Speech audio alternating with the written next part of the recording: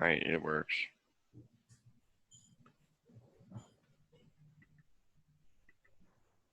Can you see my screen? We sure can. I'm going to mute me now so that I'm not bumping in with my sound. Can you hear me? Yeah, I can Hello? hear you. All right, cool. Sheet Metal Die Industry by Josh Mayo and Brady Reynolds, instructor Mr. Ward, class DR 180. So we did sheet metal die, and a die is similar to a mold because you take it out, or you put it in a press, and then the press pushes metal out into a mold, and then it forms a part. And this is very good for manufacturing because it's very easy. It's very easy to make the part a bunch of times, and it's very efficient and fast. And some of the skills that you need to know is you need to know how to work with sheet metal and how the machines work. 5 things you should know about the sheet metal die.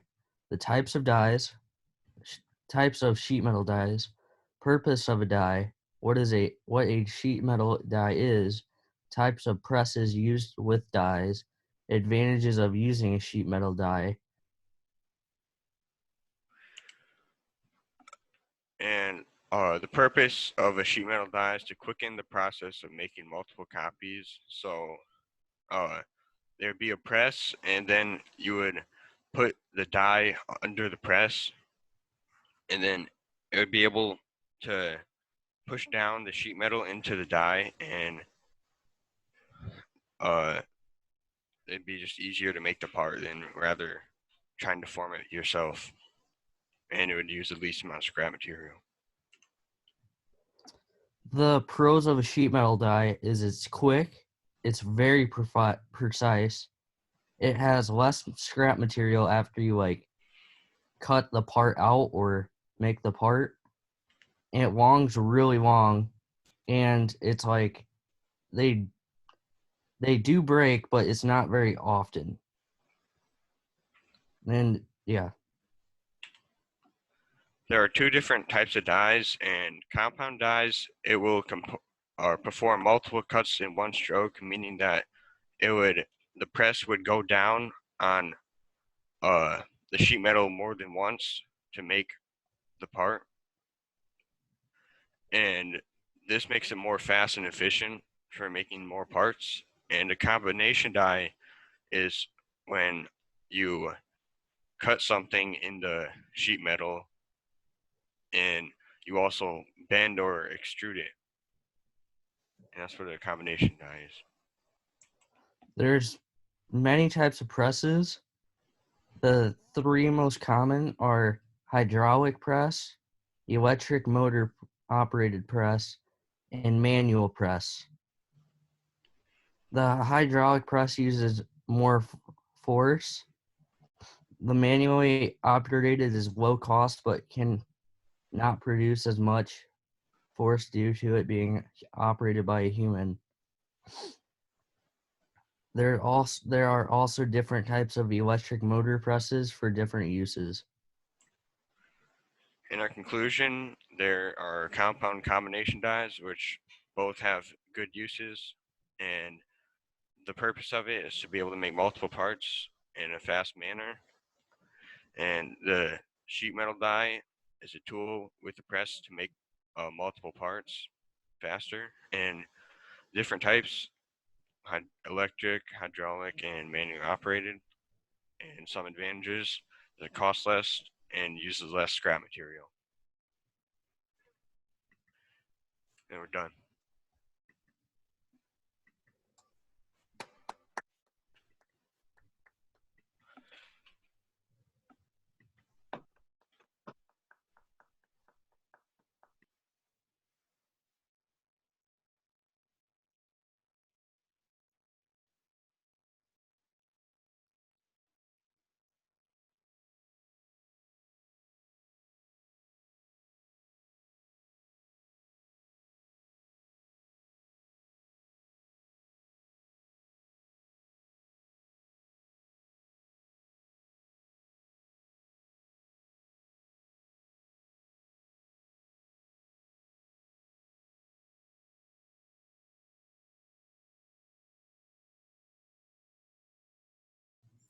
Evan, can you hear me? Yes. Okay, we're ready for you and Cole. Okay.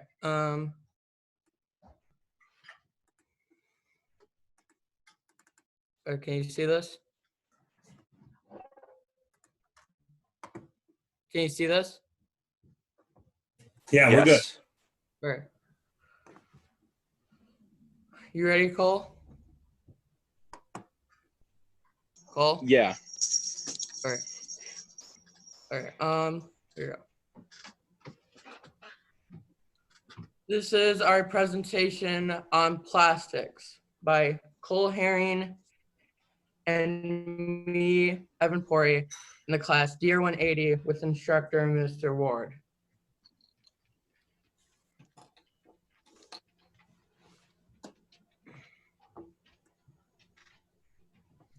Introduction on plastics. There are many ways in making plastic tools, such as molds or cases, such as bottles and containers.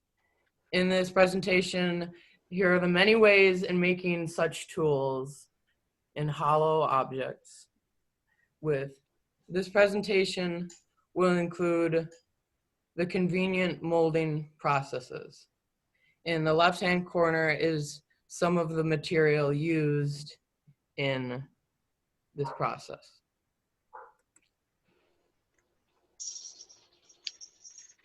So the first type of plastic molding that we'll go over is injection molding, which is the probably most basic process where you take a bunch of the pellets and you put them into the injection unit. Can you show the picture there? And yeah, into the injection unit. And the screw in there spins the pellets around towards the tip of the injection unit, and that's being heated up and molted. And then when it's ready to be injected into the mold, it'll inject into the mold. And when the mold is cooled down, the green part of that mold will come off. The clamp part will push the part off the mold, and then it'll close back shut and it'll do it again.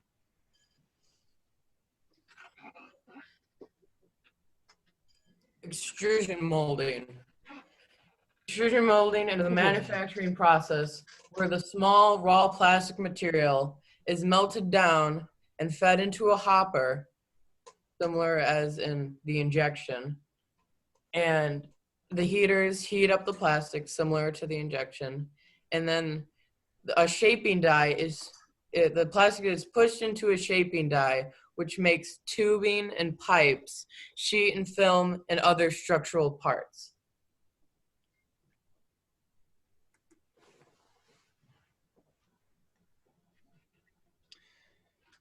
This is blow molding, and where a plastic tube, like pretty much extrusion, it'll go into a mold, and what happens is that a blower will take the plastic tube and blow it into the size of the mold as seen in the picture up at the top. And then when it's done, it'll be let to cool a little bit, and then it'll just pop right out, and then you'll have to trim it, but it'll pretty much be a finished product right there.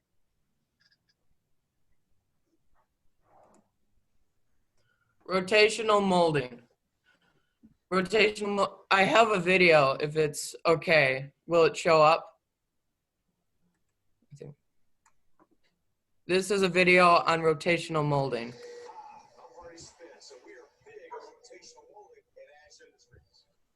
This machine so many different things. Really, all we need is your idea.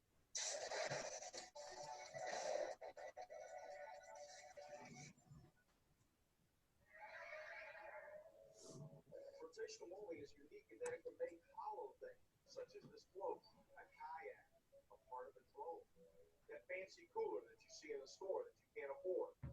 All hollow things can be possibly made with rotational molding. And the best part is, it's accessible to you. There are many different types of rotational molding machines, and we have several here at Ash Industries. My favorite is Big Spider Arm. And in Big Spider Arm, we have several different arms on which we would mount your molds. We have 3 different arms on this machine. All 3 of them operate independently of the others. Those molds will rotate in 3 different dimensions. And as they're rotating with the powdered plastic inside, they're rotated around into an oven. The oven is like a small building. It puts out 3 million BTUs of heat. The oven closes around the mold, even while it continues its motion. We heat the mold, we rotate the mold out of the oven. After it comes out of the oven, after it runs through the cook cycle, it will come over into the 4th station, which is the cooling station. And they can cool under many different controlled conditions. Maybe ambient, we just use the air temperature. We may use fans. We may use fans with mist on it. It all depends on what the product is, what kind of vortex we may have to control. And lastly, the arm rotates back to the station. When the molds are open, the parts are removed and new materials put into the mold. And we will take a pelletized material and turn it into a dust. And this dust is what we will load into the mold itself. And you heat up the outside of that mold. What happens then as you rotate this mold is this dust flows around the inside of the mold. It melts, and as it continues to rotate, it continues to lay down another layer of plastic until all the powder has been used up, and you get an even coat all the way throughout the mold. The beauty of it all is that we can change the conditions on a die. The nice thing about it is it's a quick and easy changeover in between molds. We can change the color, we can change the configuration. Every single one of these large arms will hold thousands of pounds of molds, so that in one mold you may be making a cooler, and the next mold be making a critical medical component. It doesn't matter. The machine will make just about anything related to it.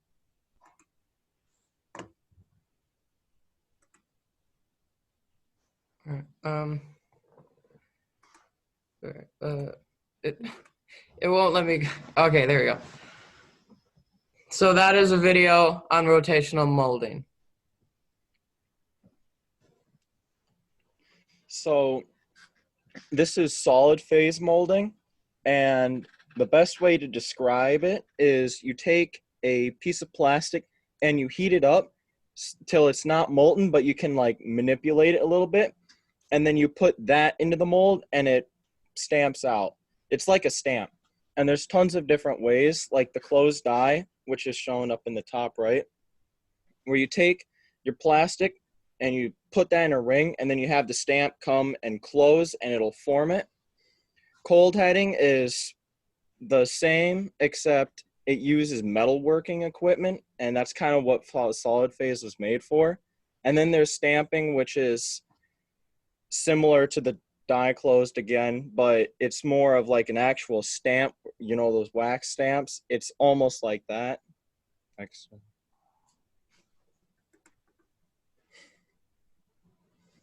And then we have extrusion, which is where you take the billet of plastic or your part of plastic and you push really hard on it with your form, or no, not your punch, and it'll kind of extrude out into the form and form that way. It's shown really well in those 2 pictures down there. Mechanical terraforming. Mechanical terraforming is where a thin sheet of plastic is heated at a certain temperature, right here in this first picture, and then the mold pushes, then a mold pushes on the heated plastic with the clamps right here securing it, and then it will cool over here, and then once it's cooled, it is trimmed, and then it's done. The part is made. Now, another way is pressure terraforming, where this is slightly more advanced compared to mechanical.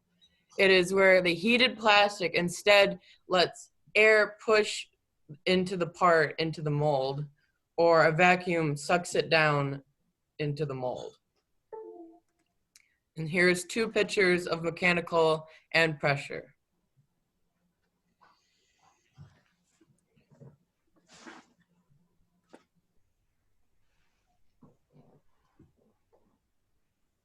Oh, so this last one is foam/reaction molding, where you take 2 different polymers of plastic and you mix them together in a process, and in the picture here, you'll see there's two different types of plastics, and those go into that white block.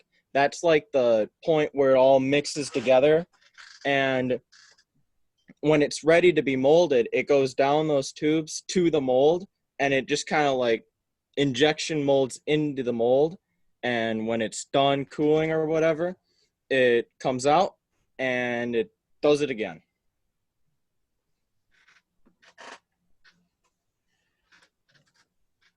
Conclusion. There are many different types of plastic molding. The parts are made easy and efficiently, and some include easy ways of plastic molding. This is our works cited.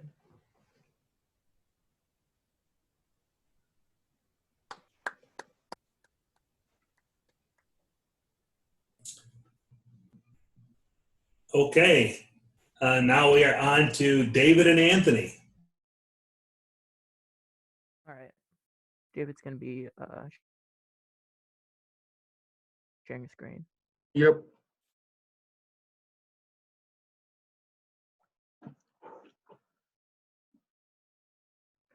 So, when This you is think of cast iron, what is the first thing that comes to your mind? Most of the time, it will be like cast iron cookware or cast iron skillets, but there are a lot more things, such as parts or things similar, that cast iron is used for.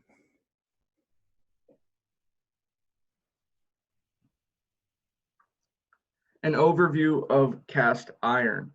So basically, the definition of what it would be is a hard, relatively brittle alloy of iron and carbon that can be readily cast into a mold and contains a higher proportion of carbon than steel. There are many different types of cast iron, depending on the type of uses that the iron is going to be, the type of part the iron is going to be used to make. And then the general cast iron term normally refers to gray cast iron. So some more stuff about cast iron, that it is self-lubricating due to carbon. So when it's used in machines, when it breaks down, it creates a dry lubricant. Many types contain silicone as well. The types can be differentiated by the materials that are used to make it and how it is made, the formation. And so here's a video about how cast iron is made.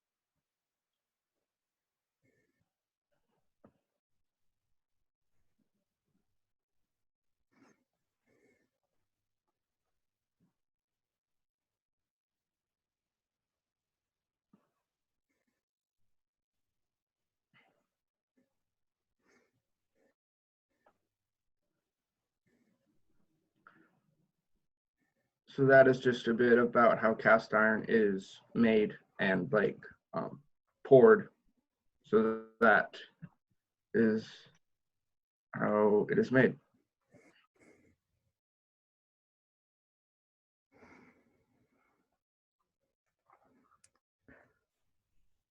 So the six major types of cast iron that we will be talking about are gray cast iron, white cast iron, chilled, malleable, and nodular, where we will be going over what differentiates it from the other types of cast iron, the advantages and disadvantages that comes along with those types.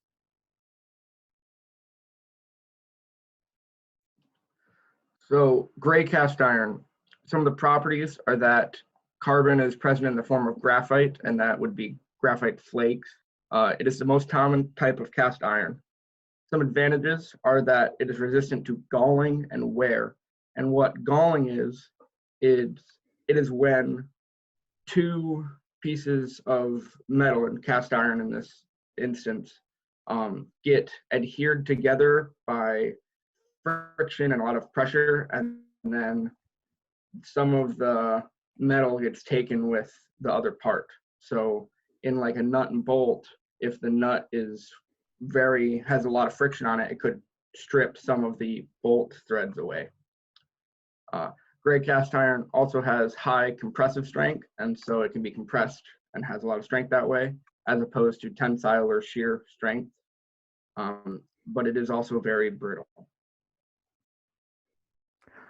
The next major type would be white cast iron. The major thing that is different than gray cast iron is that the carbon is in a different form. So the carbon is bonded to the iron in a different way. So it's present in as iron carbide. The major advantages to white cast iron is that it is much harder than other types. So it's able to take more stress, but under certain circumstances, like if it's colder, it tends to be more brittle. So you have to use it in the correct environment, and it has high compression strength, so it is able to be compressed more. So it's normally used in areas like that. And another disadvantage, so it is very hard to produce. So it isn't used as much as gray cast iron. Chilled gray cast iron. Some properties are that it is just gray cast iron that has been cooled very quickly, and so it has a different form of carbon because it has been cooled quickly. So it is iron carbide as a form of carbon that is present. Some advantages are that it is harder than gray cast iron, and that what normally happens when you cool it down, that the center cools slower because you can't cool the center directly, you have to cool the outer first. And so there's a hard shell of chilled gray cast iron around normal gray cast iron. That is just normally how that would happen. Some disadvantages are that like I said, the inner portion is just normal gray cast iron because of how it is chilled. The next major type is alloy cast iron. This type of cast iron, it has other metals other than iron in it. So metals like nickel or manganese or chromium may be added. So the advantages of using this kind of cast iron is that it is stronger compared to gray cast iron because it has the introduction of those other metals. So then that piece of metal may, like that piece of cast iron, gains those advantages, such as if you add nickel, it will become more corrosion resistant and heat resisting due just to that addition of nickel. The major disadvantage is that it may also gain some of the disadvantages as well that go along with the metals that you're adding.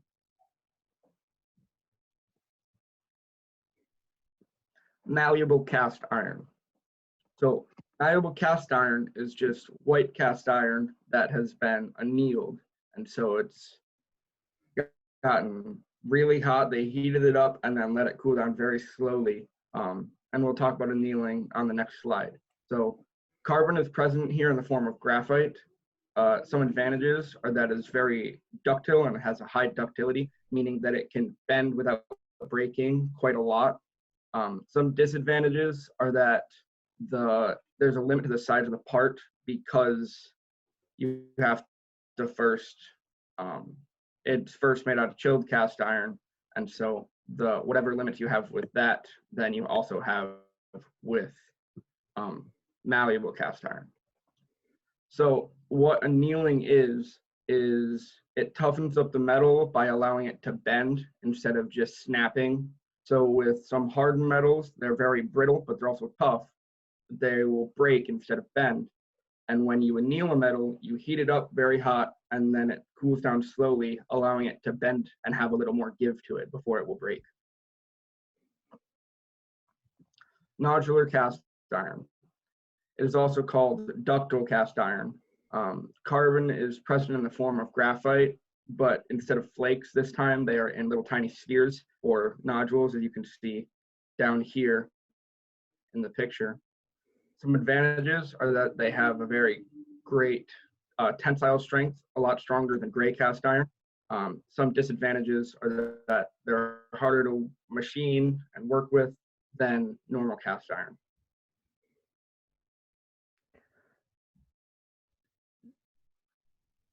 So why would you want to use these different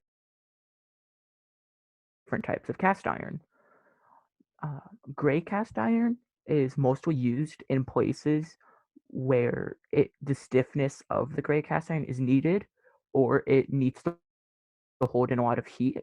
So things like cookware or flywheels may be used. So like the flywheel doesn't get out of whack, or like it doesn't morph, and the cookware is able to retain a lot of heat. White cast iron is mostly used as an abrasion resistant. So in places like pipe fittings where there might be a lot of contact with other metals or water in this case, it won't break down as easily. Or it could be used in places where the brittleness of the actual metal is less of a concern. Chilled cast iron is primarily used as chilled cast iron is mostly used due to its hardness and to improve abrasion resistance. So like dies or hammers, those are always coming into contact with other things with a lot of force. So it like the hardness is needed in those areas. Alloy metals or alloy cast iron mostly depends on what type of metal you are adding. So if you are adding silicon, for example, you will be using it where heat is needed more compared to the other forms. Malleable cast iron is mostly used in places where tensile strength is needed, so places like hand tools or washers. It also has good fracture toughness, so it won't break as easily. And, nodular or ductile cast iron is mostly used in thermal cycling areas or where it might need to be more ductile, such as brakes or axles in vehicles. The 5 key takeaways from this presentation are that cast iron cast iron always has some sort of carbon and iron, but those might be in different forms or in different proportions. Most cast iron is self-lubricating, so in places where there are moving parts of machines, you won't need lubricant. So that is a major advantage in the machining industry. There are many different types, so it can be very versatile and used in many different places depending on the type. Other metals can be added to the cast iron to help it fit the situations that it's needed to use. And gray cast iron is the most common type and is referred to as or gray cast iron is referred to just normal cast iron because it's the most common form.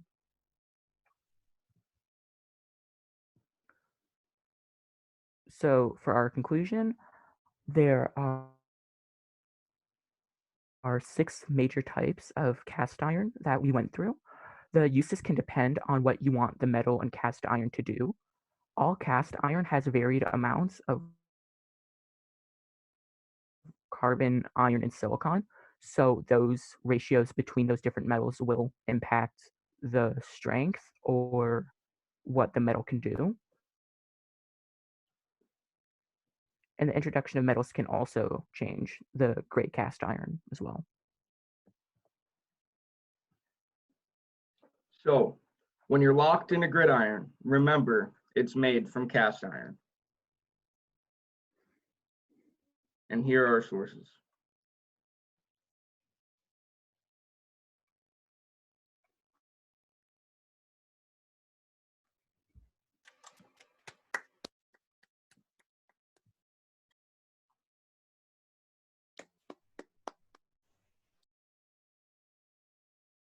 Okay, I don't see Nick and Jesse here. So we'll skip over them, which means Tim and Maynard, you guys are up. Alrighty. Okay. Can you hear me? Good to go. Alrighty.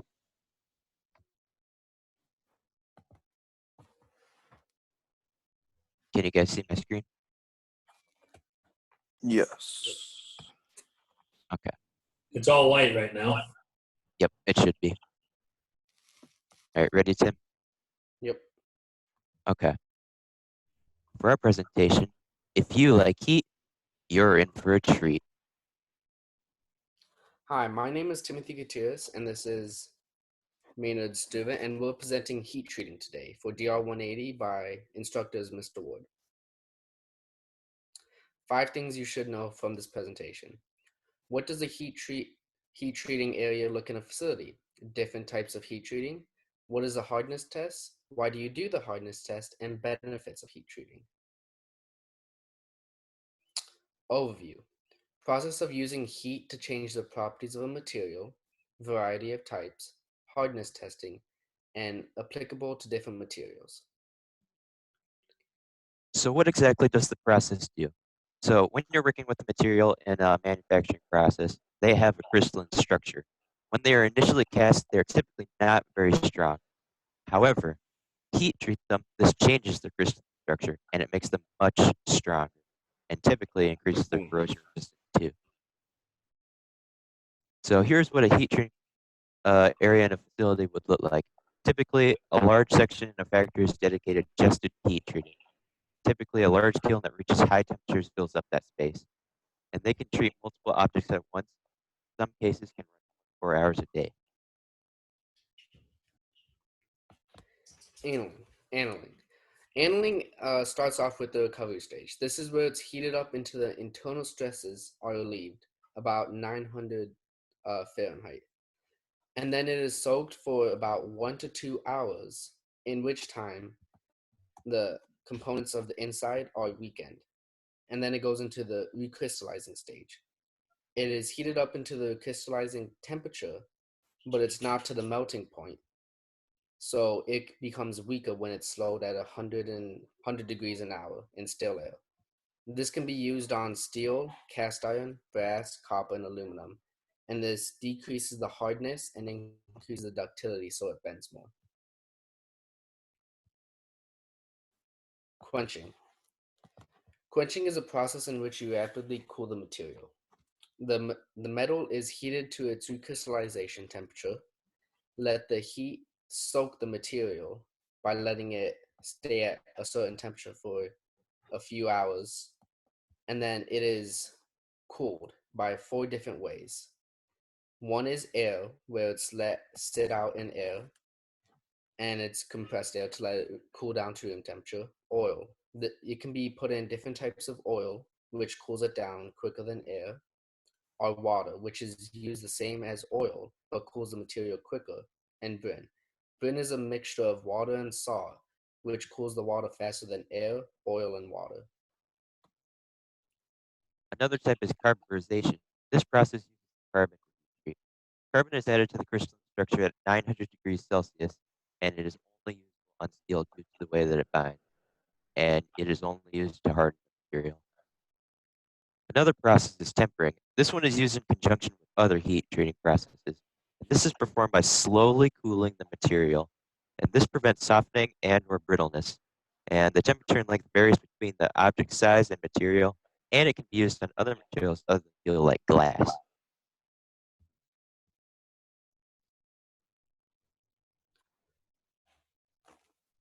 Hardness tests. The three main types of hardness tests, and these are done after the material is through its process. The first one is Brill. This is where it uses the diameter of the material to test it. Rockwell, this uses the depth to see how far it goes in. And Vickers, it uses the surface area to see how hard it is and if it came out correctly. Conclusion.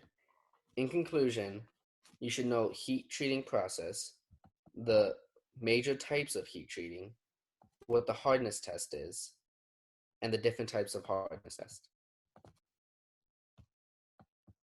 Thank you for watching.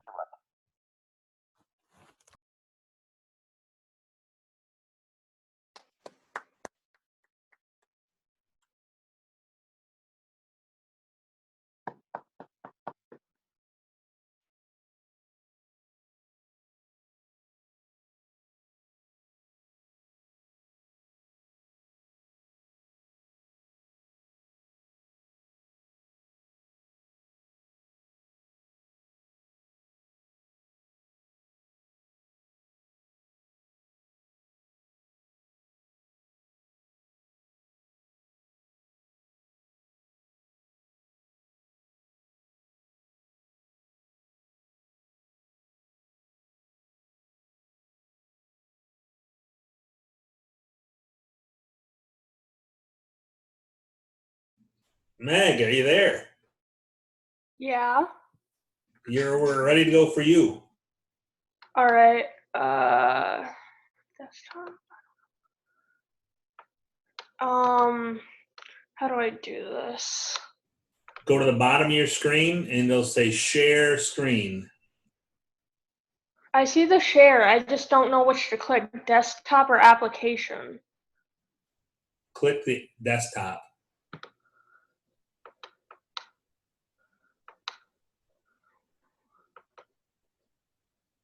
Can you guys see my screen or? Yep. We now see your computer screen. All right. So this is ferrous and non-ferrous metals. I'm Megan Lowry. This is class DR180 Intro to Mechanical Concepts, and the instructor is Mr. Ward. So the overview of what I'm going to be talking about in this presentation and what you should take away from this presentation is what are the differences between ferrous and non-ferrous metals, what are the examples of ferrous and non-ferrous metals, what are some of the advantages of using these metals, and what kind of products are these metals used to make. What are ferrous metals? Ferrous metals contain iron and they have high amounts of carbon content, which generally make them vulnerable to rust when exposed to moisture. However, wrought iron is protected because of its purity, and stainless steel because of the presence of chromium. They're also magnetic. Examples of ferrous metals include alloy steel, carbon steel, wrought iron, and cast iron. These metals are prized for their strength and durability. Ferrous metals are used in shipping containers, industrial piping, automobiles, and railroad tracks.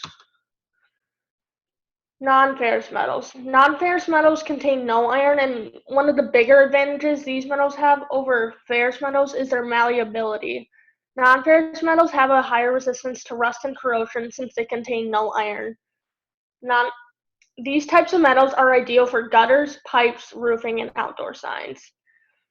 Some examples would include aluminum, copper, lead, zinc, gold, and silver. They are non-magnetic, which is important for many electronic and wiring applications. Copper. Copper is known for being highly ductile, malleable, and having high conductivity for electricity and heat. Some of the advantages for copper is it can handle a wider load of electric power. It is heat resistant and resistant to corrosion. Some of the products that copper is used to make is wires and other conductors, sheet roofing, cartridge cases, which is these down here, statues and bearings, which are over here.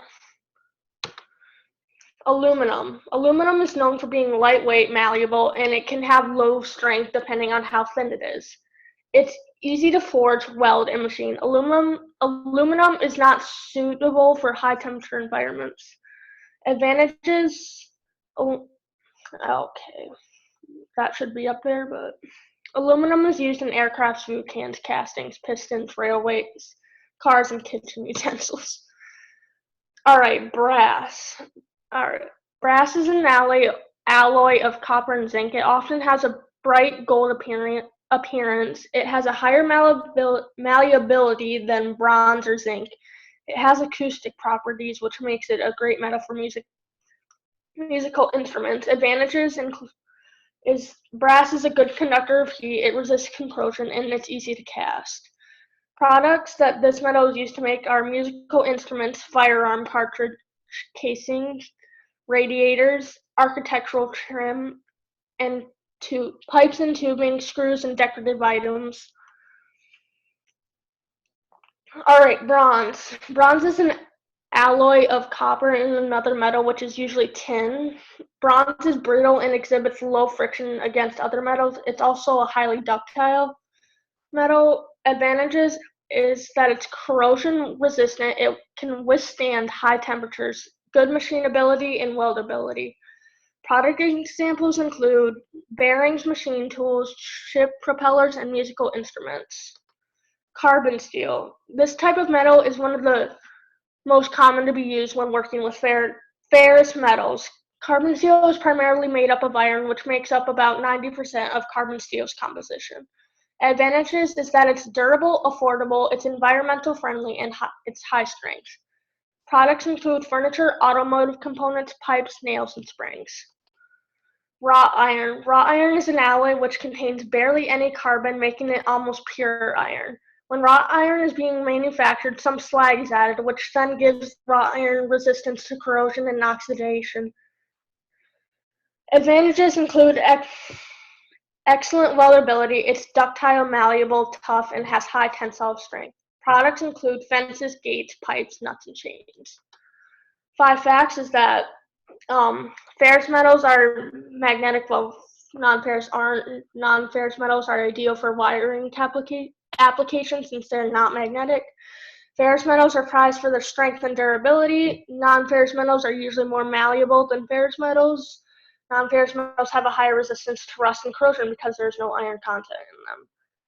All right, conclusion is that the biggest difference between these metals is the iron content. Ferrous and non-ferrous metals are used to make different types of products, and yeah, that's the works cited.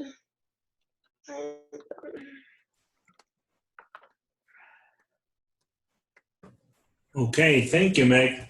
All right, that moves us down to Phil and Abby. All right, I'm will be screen sharing, so. Can everybody see my screen?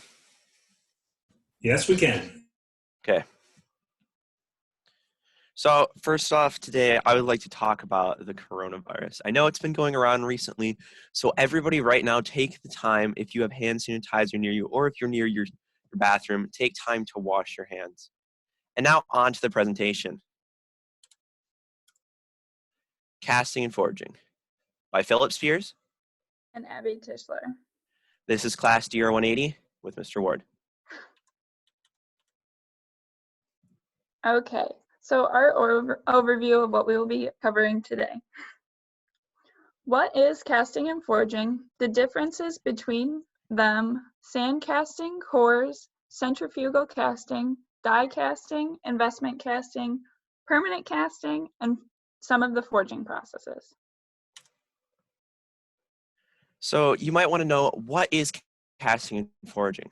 So casting is a process where you heat a metal to a liquid state, pour it into a mold, and you get your desired shape. The end product is called a cast. In forging, you heat the metal to a non-liquid state. It will be hot enough to where you can shape it with different kinds of pressure. So say a hammer or a hydraulic press or some other methods. Okay, so the differences between casting and forging. For casting, the metal is heated until molten and in a liquid state. Casting allows customers to use custom alloys that otherwise would be extremely difficult to forge. Casting also allows more detail in the part design and produces parts that tend to be lighter than their forged counterparts. And however, casting can often produce parts with voids and other defects. Forging, on the other hand, is metal that is worked in a solid state. Forging can also lead to stronger parts and can even eliminate defects in the metal. Forging can be more cost effective and can yield more consistent parts that are ductile and possess more tensile or fatigue strength. So the first method of casting I will be talking about is sand casting. Sand casting is a method where you put your part into sand and you can make a mold out of it. Sand is very good for molding, for casting, because it is very heat resistant and can withstand a lot of the temperature. Cores are also inserted while in sand casting to have areas that shouldn't be filled in. See if you need like a cylinder with an open hole in the middle.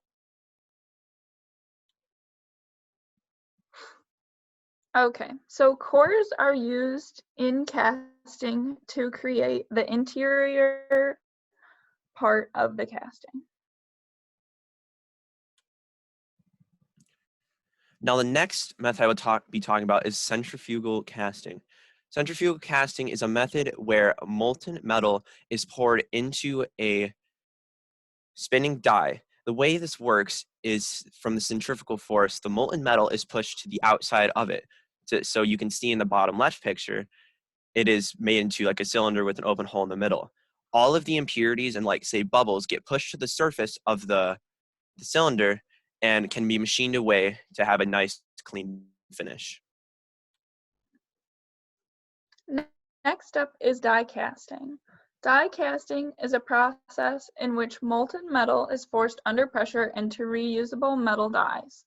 Die casting is typically described as one of the fastest casting processes from raw material to the finished product. Some advantages of die casting is high speed production, dimensional accuracy and stability, and the strength and weight.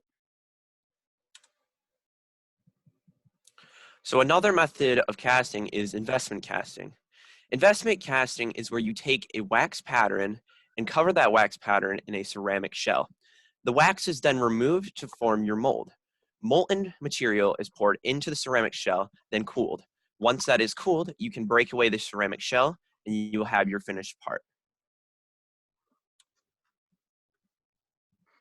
And one of the last forms of casting is permanent casting, where the process where molten metal is poured into a reusable mold where it cools and solidifies with no added pressure like die casting. So now I'll be talking about some forging processes. Forging is pretty much how I talked about earlier, where you heat a metal to a almost liquid state, but not liquid, it's still solid and you can shape it with pressure. Press forging is where you take, it's a constant force of pressure to shape your metal, say like a hydraulic press pushing down to form a different part. Upset forging is the most widely used when you need to mass produce something. It is very quick and easy. If by the example on the left, you can see it is very good for lengthy parts. It shortens the length while it increases the diameter of a part like that. Automatic hot forging. Automatic hot forging is you put your metal in on one side of the machine. The machine will heat it, and it will pretty much do most of the work for you, and it will be done on the other side. Roll forging is shown by an example on the right side. There are two cylinders that are engraved to the part, and they spin around the material to create your pattern. Things to remember from this presentation. Every casting and forging process has its positive and negatives. Some of these processes are better suited for products that need to be mass produced. Some of these processes such as casting, allow for the use of special or custom alloys. Some processes like die casting allow very small tolerances and have minimal machining before achieving the final product. And lastly, forging makes a stronger, more impact-resistant part than castings.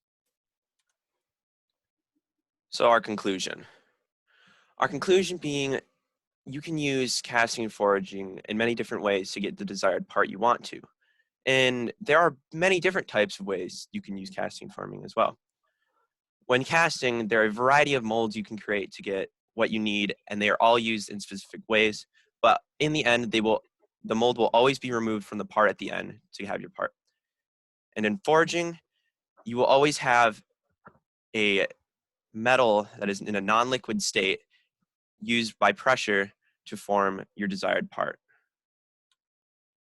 That is our works cited.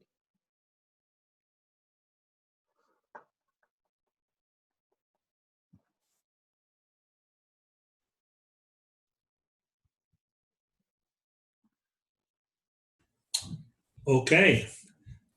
That takes us to Kuiper and Brandon. You guys are up. All right, I'll share my screen.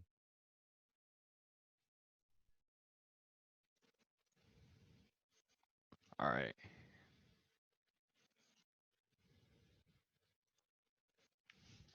Can you see it? Okay, today me and Kuiper are going to be talking about the machine process. So my name is Brandon Telkamp. I'm Kuiper Bell. And we're in Mr. Ward's DR180 class. All right, so what we're going to cover in this presentation is machine tools, machining, machinist, drill press, grinding machines, lathe, screw machines, milling machines, saw machines, water jet cutting, shaper, and wire EDM. Okay, so machining, machine tools, and machinist. So the definition of a machine tool is a non-portable power tool that's used for cutting or shaping metal, wood, or other types of materials. So machining is the process where you're using the machine tool to cut down or reshape raw material, that could be the metal, wood, or whatever material, to your desired shape. And then the machinist is the person who is using the machine tool. So the different types of machine tools. First, we're going to talk about the drill press. So it's used for drilling holes into a material. It's clamped down to a table underneath the drill press, and then the drill spins the drill bit and lowers it into the material. So the different things that you can do with the drill press is reaming. So it's basically like a drill bit, but it's more precise, and it's used after a hole is already drilled into it. And then boring is enlarging a hole that has already been made into the material.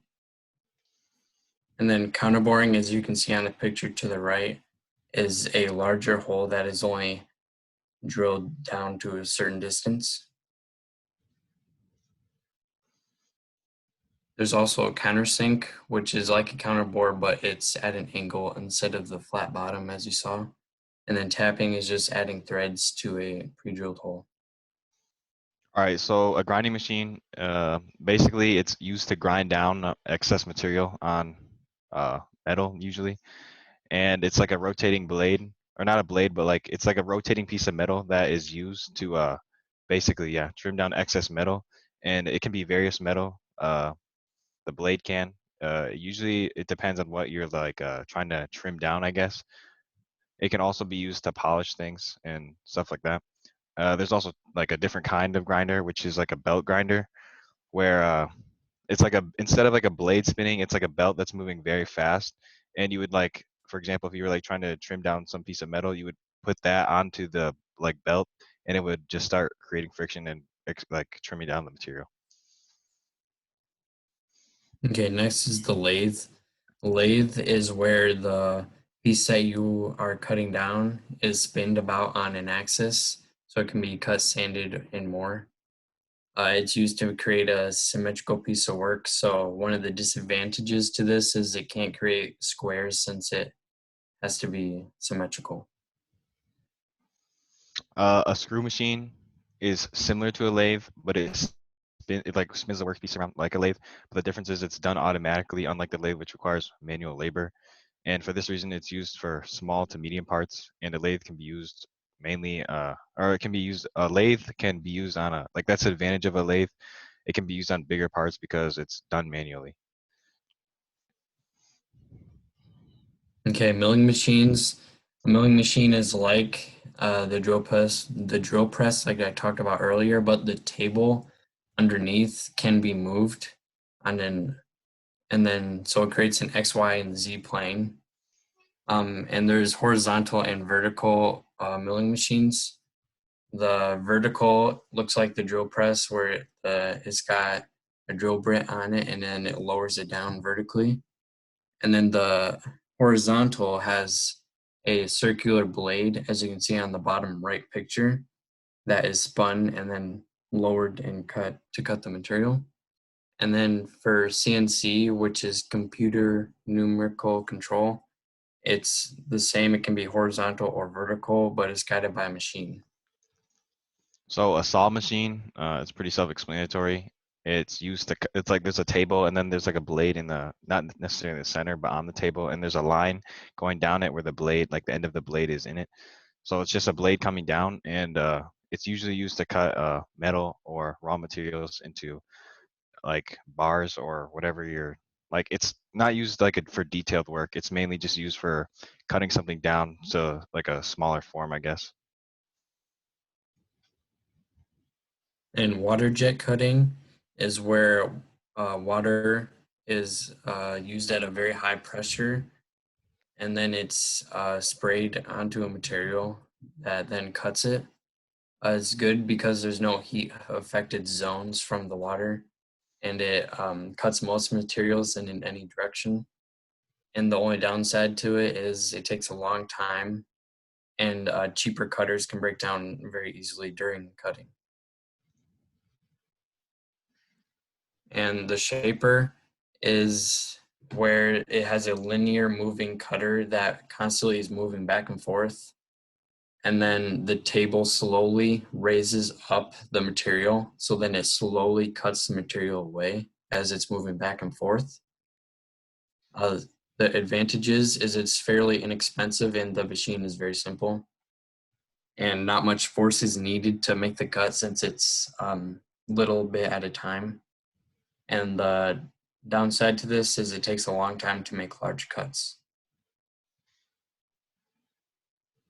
And the last of them is wire EDM, which is electrical discharge machining. It's where a wire has a electricity run through it, and then it's used to cut conductive metal, and then it reacts to the metal and heats up and cuts it. And this is very fine, and it can be to the size of a human hair. And it's fairly expensive, and it's low material remover. So in conclusion, the 5 things we want you to know are the various machines that are used, when certain machines are used, what various machines do, what a machinist is, and what machining is. And yeah, we're excited.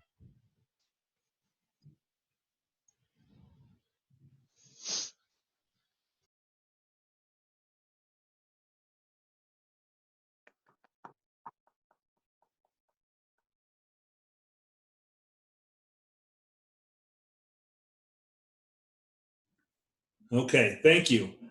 So we now have, or we're going to rolling back to Nick and Jesse. So you guys are up. So whoever's going to share your screen.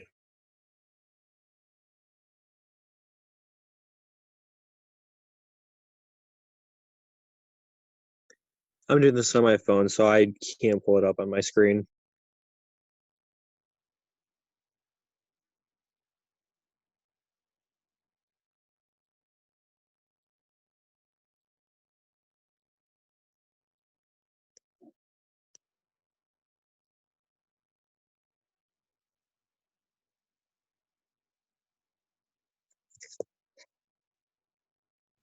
So Nick, that means you got to share yours.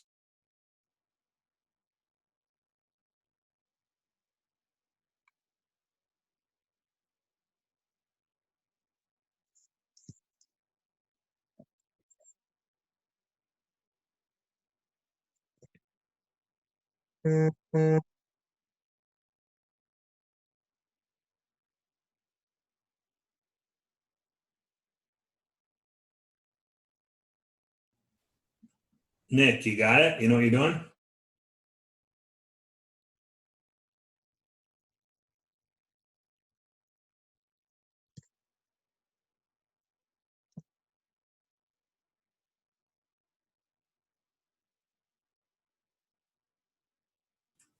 We can't hear you, Nick.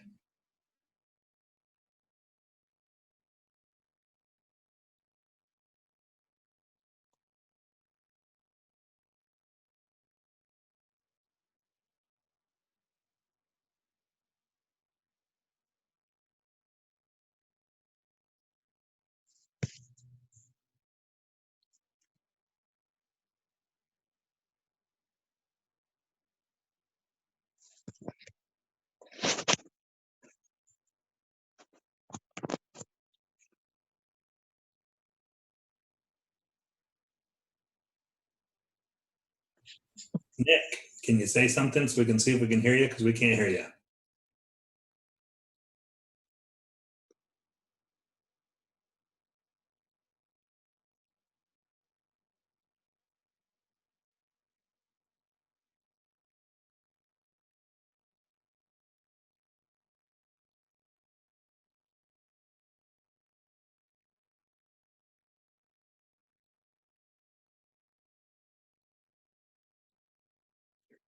If we need to, I found a way that I can go into the slide. I just can't do present mode on my phone.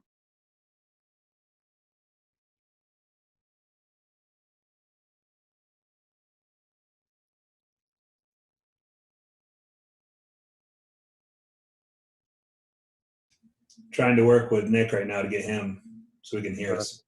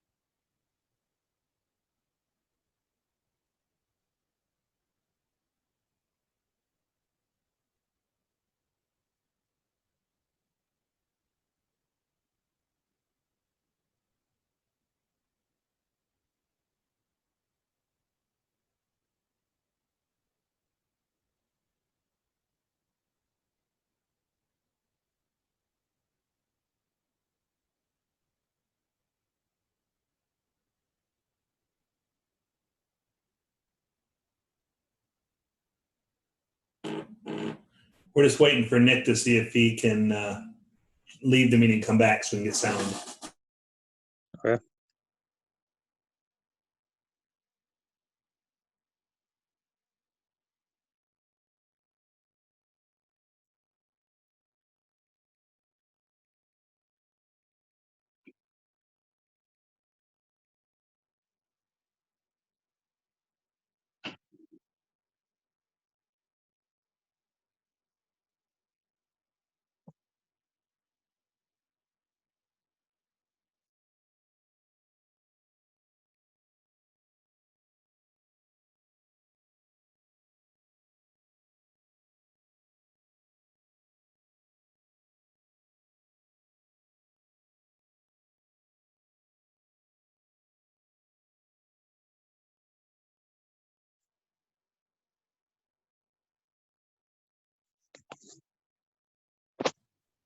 Nick, are you there?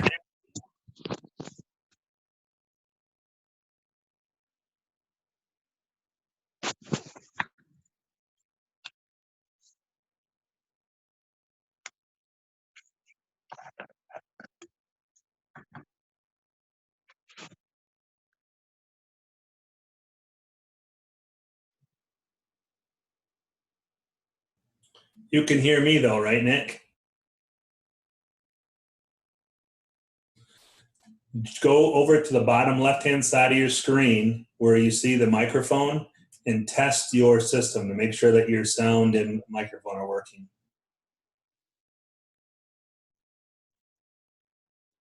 Better yet, share your screen.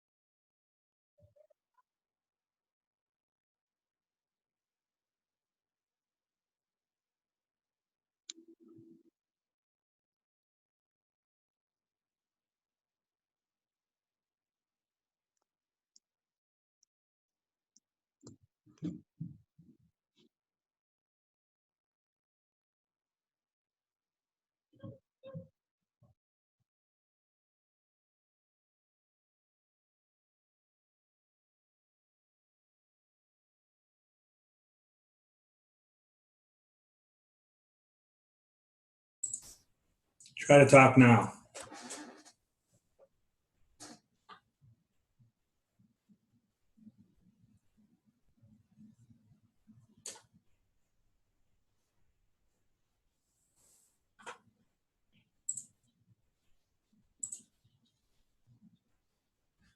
How about now?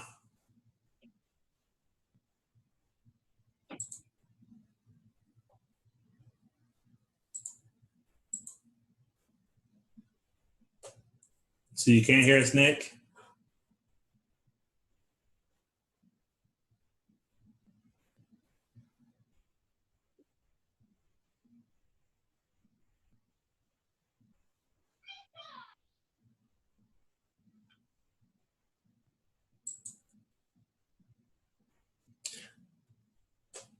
All right, we're gonna have to do something different. We're gonna have to get your volume figured out, and then Nick and Jesse, you guys are gonna have to come back to me.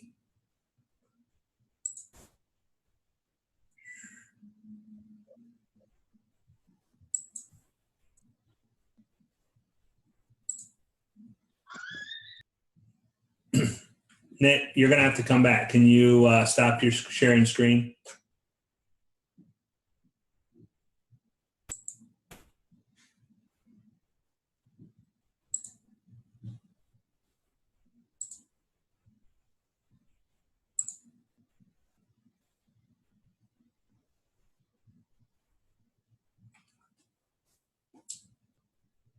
All right, so here's what we're gonna do. We're gonna have to come back with Jesse and Nick. We're gonna have to figure out what's going on with your sound, and because I gotta be able to hear you, gotta be able to see your presentation. So we gotta get that worked out. before we can present. So I don't know what I can do because I can't work on either one of your systems. So you got to get to something that a computer that's going to allow you to be able to speak and to present. So that's kind of up to you two. So that's where we are right now. So Nick and Jesse, if you want to get a hold of me, I will send you my cell phone number so we can talk and not have to do it over the internet. But I'll send that to you so we can arrange when we're going to have you two do your presentation. Does that sound good? Nick, Yep. I know I can't hear you, but you can give me a yes or no on the chat. Oh, wait a minute. Nick's got a solution. Nick, go ahead and try and join on your phone.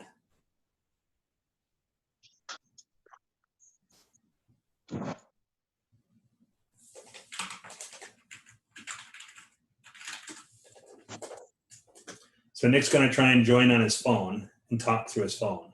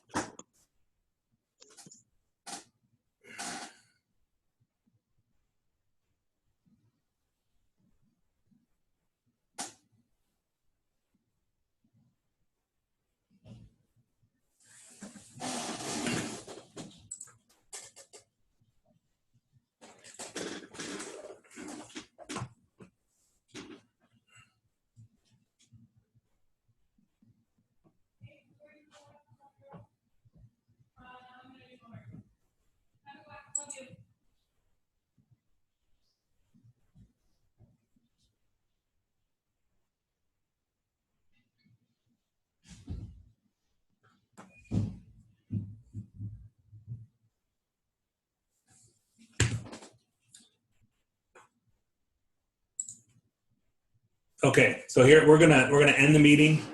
Jesse, I'm gonna get my information to you and to Nick so we can kind of figure out how we're gonna do this, and we'll bring you two back to have you two present. Sound good? Okay. All right. Hey, presentations are pretty good. I was really impressed. Aside from not being able to see you because we were looking at your presentations, they were pretty well put together. Very impressed, guys. Nice job.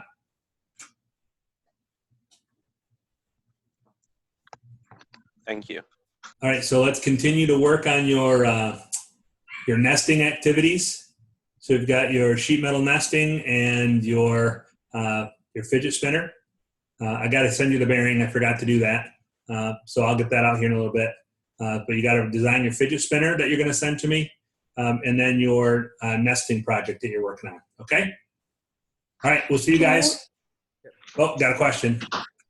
Can you post the solid part on Blackboard for the nesting activity since I don't have CAD on my computer? I did put it on there. Okay, I just don't see it. If you look under, you'll see it. It says, just a minute, I'll look at it. Sorry, I don't.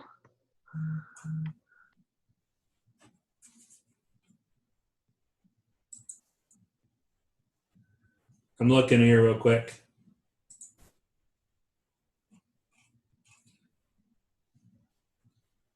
Yeah, if you look under the manufacturing materials and process, it says nesting parts, and there's a SolidWorks part file. Yeah, I see it now. All right.